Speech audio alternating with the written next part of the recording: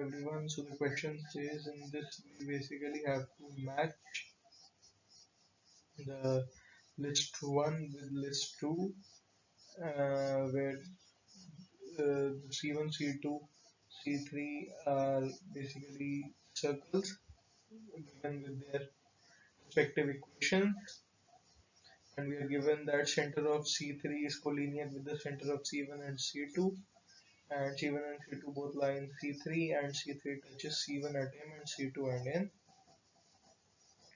So this is the question given. We just have to match this, list this to this. So for the equation of line 2W, C1 is equal to C2, x plus 4y is 9, so distance from point 0 0 will be 9 by 5.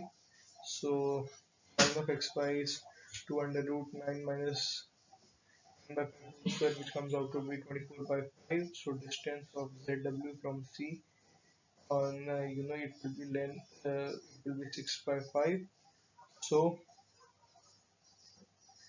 length of ZW by length of xy comes out to be root 6. Area of triangle MNZ is 1 by 2 NM into half ZW, which is 72 root 6 by 5. Similarly, area of triangle ZMW comes out to be 288 root 6 by 25. So the ratio of these areas will be 5 by 4.